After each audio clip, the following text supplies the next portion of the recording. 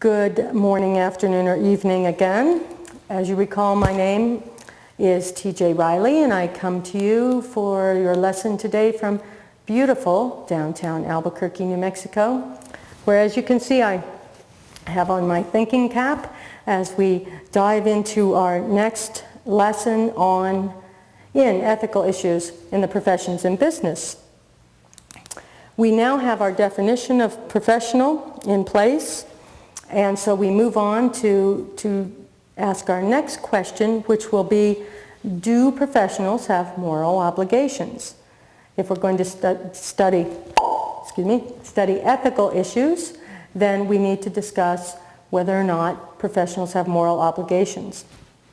And if so, what are those? So those are some questions we're going to explore today, and I'm going to take off my thinking cap and give it to you all, because you get to do, or maybe I should keep it, I may need to do the thinking, and I'll straighten up all my hair. I'm sure I look good. Yes, Jordan? Oh, she's giving me the thumbs up. What a pal. On the board you see a little outline of the oh no rule. Oops, that's a really bad N, but I can fix it, kind of. The oh no rule, which is opportunity plus need equals obligation. And this will be our guide for considering the moral obligations of professionals. There's an old saying, and you'll enjoy my old sayings, I'm sure, as we go throughout our lessons together. And with the advent of Google and Yahoo and all sorts of search engines, I'll leave it to each of you to find out where my old sayings may have come from. So this old saying fits very well with the oh no rule, because it says something like this: to whom much is given, much is expected, or much is required. And this applies to this rule as well as to professionals, because as you recall in the central features, professionals get extensive training and they provide an important service, and so much is expected of them because they have opportunities. Much has been given. They have the skills and the knowledge and the expertise, so they're in a position where they have the opportunity to meet the genuine needs in society, and we'll talk a little bit more about those. So they have a moral obligation to help provide for those needs. So let's look at the oh no rule a little more carefully and take each letter in turn. Opportunity consists of two things. Professionals, we know from our first lessons, have a certain expertise. They receive that in their training. They have knowledge and skills, and so they can go and provide a service to society. But they must also have resources. And while those are many and various depending upon the particular profession, there are three basic ones that every professional would need. One is the time to provide service. Another is enough money to provide service. And the third one is enough freedom to provide the service. And so we'll look at each one of those here real quickly. They need these resources to enable them to provide to genuine needs in society. And so, but the one thing we have to be careful of is in resources, they need enough time and money and freedom to do their job well, but they are not expected to spend all their time and all their money and all their freedom in order to meet those needs. So there's a reasonable constraint on that particular idea. So we want a professional, when they are morally obligated, to have opportunity in place, which is expertise, which is knowledge and skills, and resources, which are time at least, and enough money, and enough freedom. In other words, enough freedom, they're not constrained by other things so that they aren't in a position to provide for those needs. Okay?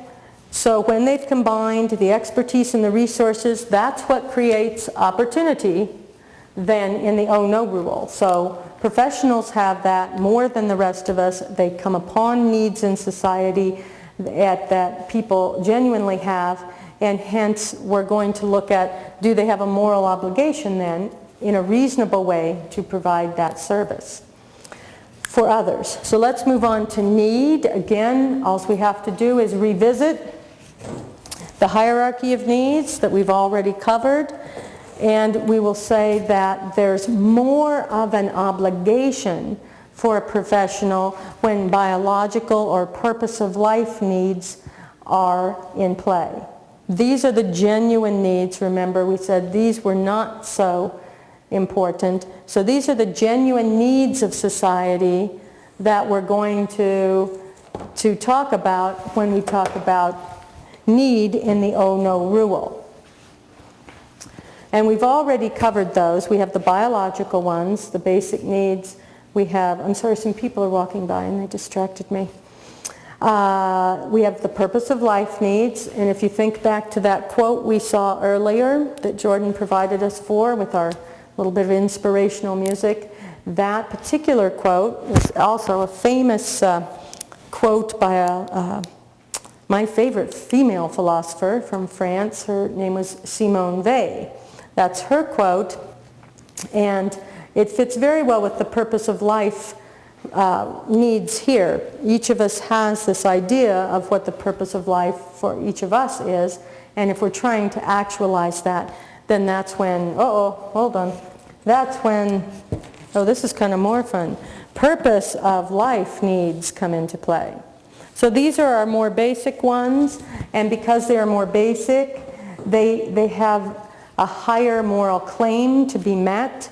And so when we're looking at the Oh No rule, we're talking about that opportunity because professionals have not expertise and the resources, and the need of people, which are the more basic needs that we've talked about. More basic need, the higher the obligation is going to be for those needs to be met. So, if we think of our examples from the first time, we can see that the Oh No rule so far would not apply to me as a cook. I didn't have particular expertise.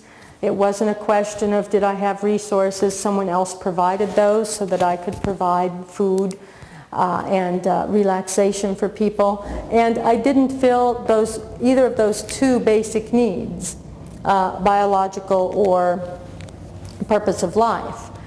As a teacher, all those things are in place here as far as expertise and resources. I need to have enough time to do my job well for you all. I need to have enough money, and I need to have enough freedom, not too many constraints, in order to do a good job and provide the need, purpose of life need that you all have, which is to get a college education. So that moves us down then to obligation, and this is kind of a no-brainer, the obligation part. An obligation is basically a requirement or a duty to act or to respond to a need in this case. And in our study, the Oh No rule is going to apply to having a moral obligation in the world. So let's answer our question. Do professionals have moral obligations? Yes, says the Oh No rule, a resounding yes. And when do they have those? Well, when the need is more basic, then professionals have an obligation within reason.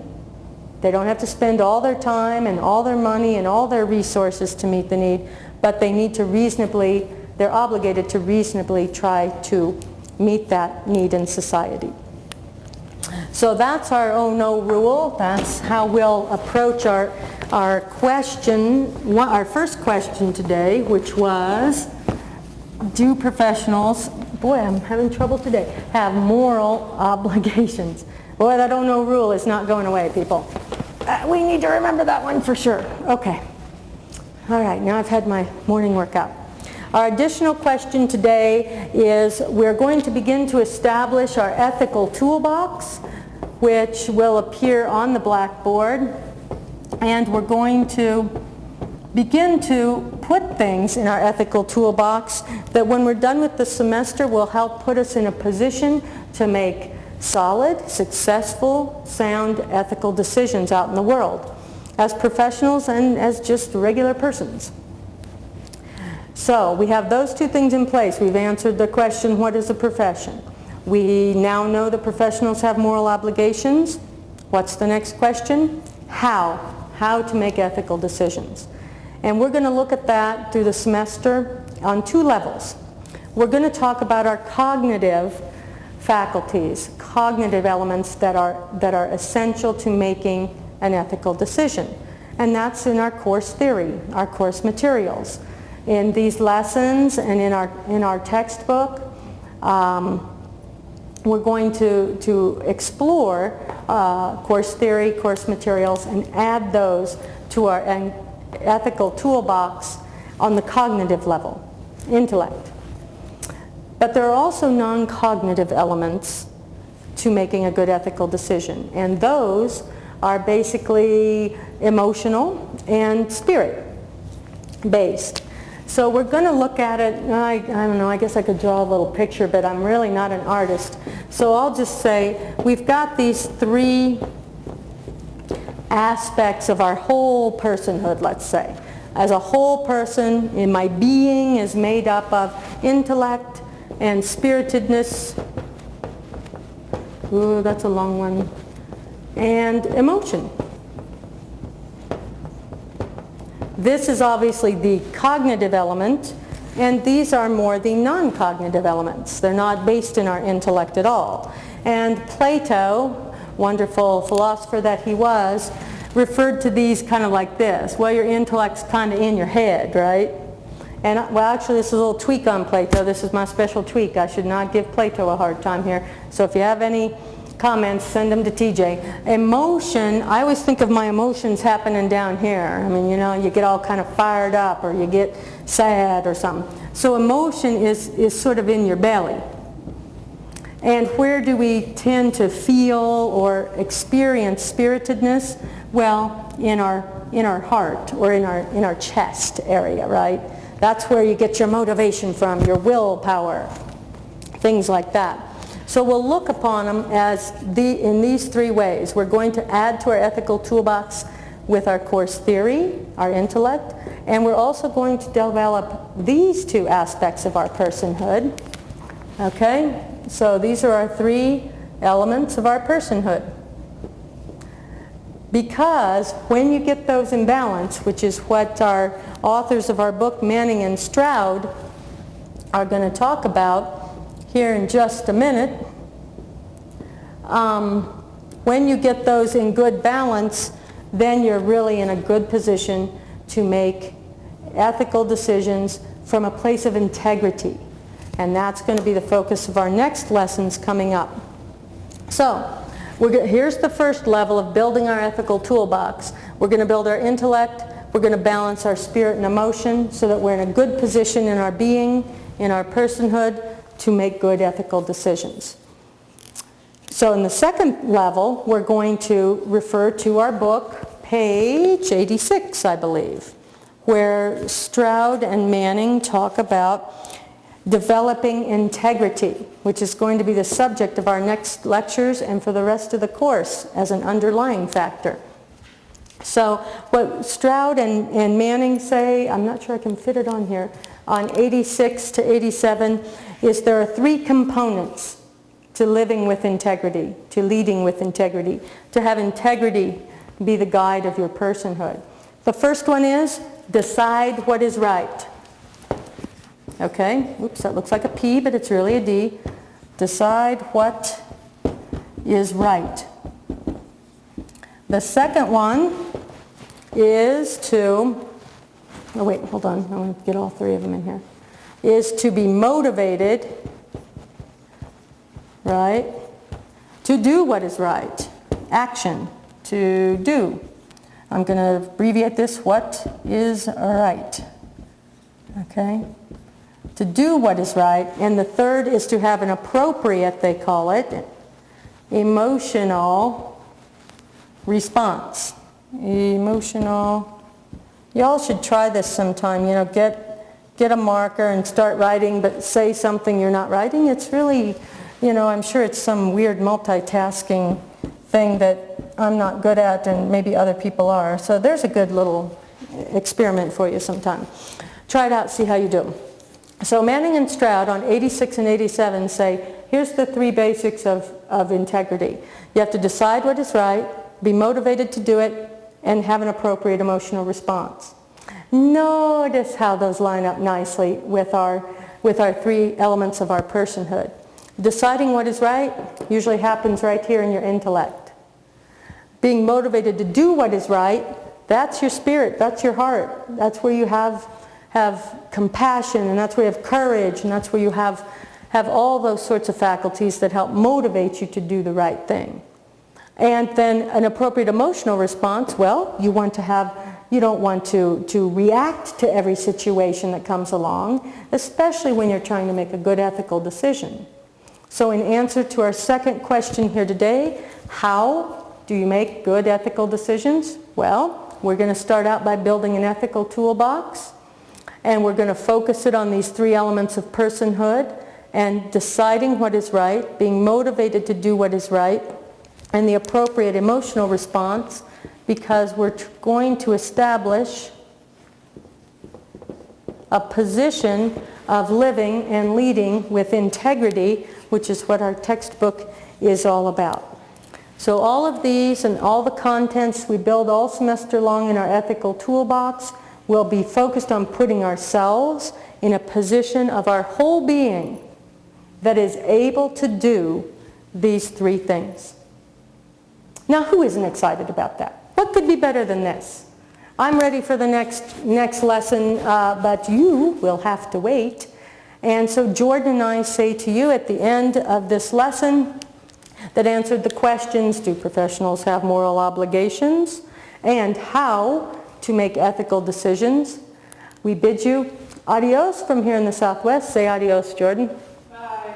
Oh, see you. Bye. Bye then. Thank you, and see you next lesson.